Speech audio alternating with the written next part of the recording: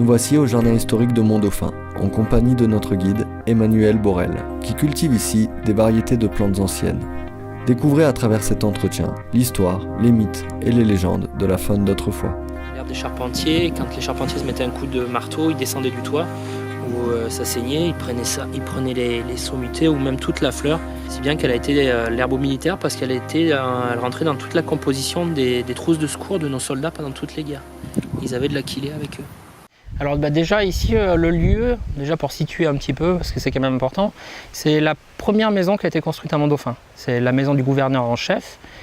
Il a construit cette maison aux alentours de 1692-93. On retrouve des traces sur les plans, alors qu'il n'y a encore rien sur Mont-Dauphin. Donc il s'est d'abord installé ici, et d'ici, il a fait tous les plans en fait, des autres bâtiments de Mont-Dauphin. Donc quand même une maison intéressante de ce niveau-là, au niveau historique.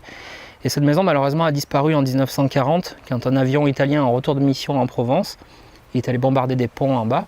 Il lui restait une bombe. En fait à l'époque les chasseurs ne voulaient pas réatterrir avec les bombes en soute, ils préféraient tous délester. Et quand il est repassé par ici pour rentrer sur l'Italie, en fait il a jeté sa bombe sur Mont-Dauphin qui est tombée sur l'arsenal qui est derrière moi. Il reste encore une partie mais à l'époque ça faisait un L et c'était plein de bombes déjà à l'intérieur. Donc imagine le carnage. Donc voilà pour situer un petit peu la maison. Et là, ça fait 4 ans, là c'est la 5e année maintenant, où on réhabilite le site pour créer un genre de petit conservatoire vivant, en fait, de ce qui était cultivé à l'époque de Vauban, tout ce qui nourrissait une place forte au XVIIIe siècle. Alors après, on ne s'est pas contenté, on a ouvert un petit peu l'éventail en disant de Vauban à nos jours pour essayer de récolter un maximum d'espèces de légumes anciens sans se cloisonner vraiment au 18e.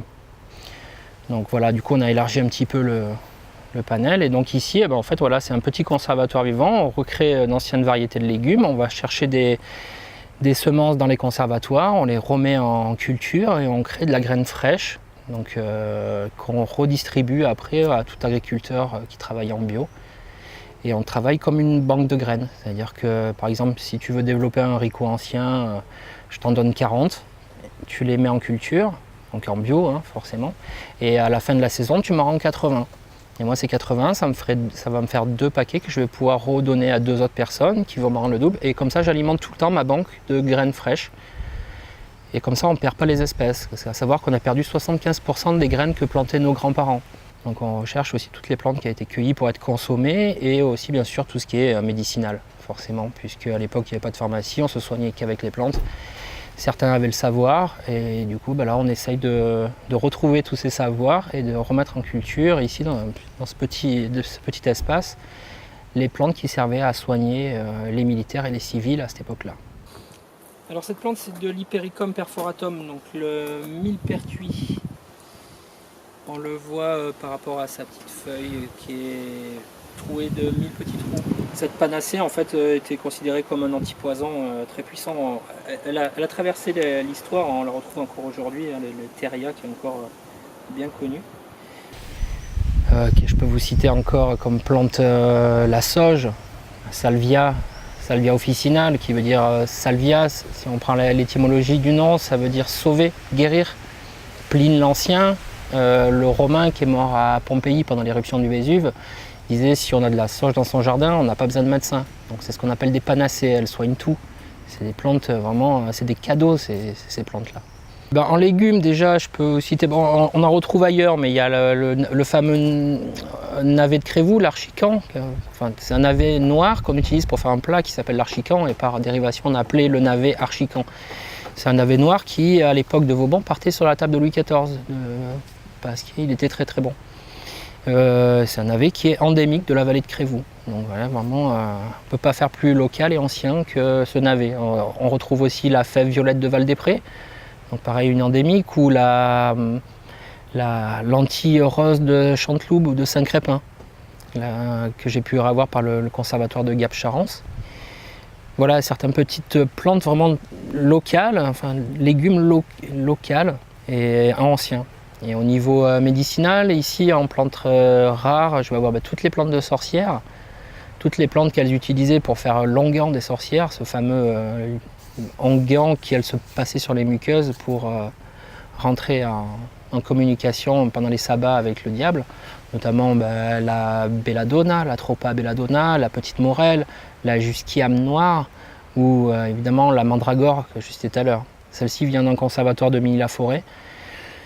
La mandragore, c'est une plante qu'on pourra voir tout à l'heure. C'est très très rare, c'est une plante qui est issue du bassin méditerranéen, mais que si on ne la connaît pas, on passe à côté sans faire attention, mais c'est ce qu'on appelait l'herbe des pendus, qui poussait sous les pendus et qui était fécondée par le sperme du pendu. C'est des plantes mythiques qu'on retrouve, comme je disais tout à l'heure, depuis le premier empire égyptien, en hiéroglyphes. Et après, au cours des âges, cette plante, en fait, on devait la voir en tant qu'amulette. C'était l'amulette à avoir, celle qui vous préservait de morts violentes, celle qui vous donnait bonne fortune, la richesse, l'amour, la santé. C'était la mandragore. Donc il fallait avoir cette plante, mais le problème c'est que cette plante, on disait que quand on la recueillait, quand on la déracinait, elle criait. Et ce cri vous tuait sur place. Et du coup, les sorciers dégageaient la tête de la mandragore, mettaient une corde autour, l'attachaient au collier d'un chien.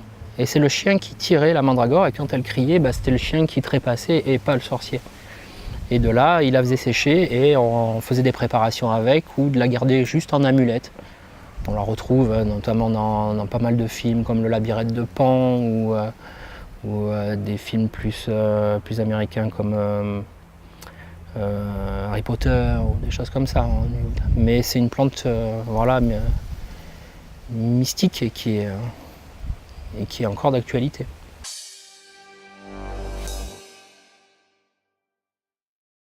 Moi je recherche des parrains, enfin des gens sur lesquels je peux me reposer pour développer mes graines. Parce que vous voyez, le site n'est pas non plus très grand. En fait, on a 1000 m² entre intérieur et extérieur, en sachant que sur l'extérieur c'est juste une vitrine, qu'on mette quelques plantes médicinales, mais vu que c'est ouvert au grand public, on ne peut pas se permettre de mettre des espèces délicates. Et du coup, je recherche des terres, donc des parrains, des gens qui pourraient accueillir mes graines, les développer et, par le système que j'expliquais tout à l'heure, fournir ma banque. Comme ça, on ne perd pas les espèces, on peut les diffuser au maximum, parce que le but, c'est ça aussi, c'est de diffuser ces graines pour ne pas perdre ce patrimoine génétique. Et ensuite, moi c'est surtout ce que je recherche. Après, je recherche aussi toujours des variétés anciennes de céréales, de légumes, qui étaient cultivées ici depuis 100, 200, 300 ans. Donc après, des fois, on peut trouver certains agriculteurs qui, chaque année, notamment dans le Kéra, par rapport à l'ouverture qu'ils avaient à l'époque, quand on avait des semences, on les reproduisait tout le temps. On ne laissait jamais une semence en attente. Parce que on ne s'approvisionnait pas de semences neuves chaque année, quoi. Donc on remettait en culture. Donc on a conservé comme ça des variétés anciennes. Donc moi je recherche aussi ces graines qu'on peut des fois retrouver dans des vieilles granges, si elles sont encore vivantes, et d'essayer de les redévelopper. C'est ce qu'on avait fait avec le seigle barbu du Kéra, une variété ancienne de seigle qui était pratiquement disparue.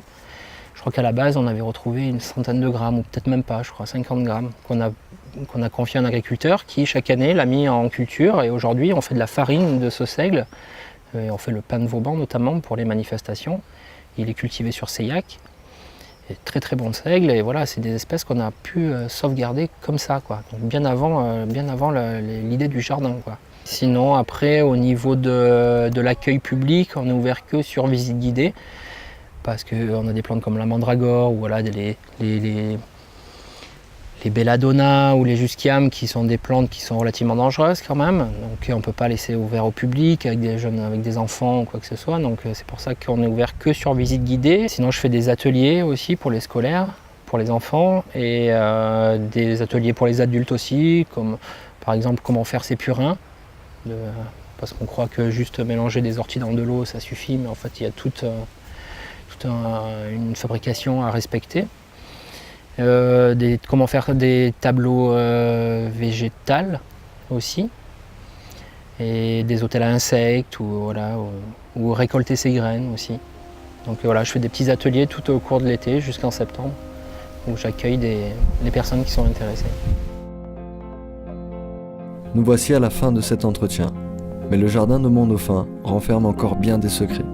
Alors n'hésitez pas à y faire un tour en compagnie du guide bien sûr.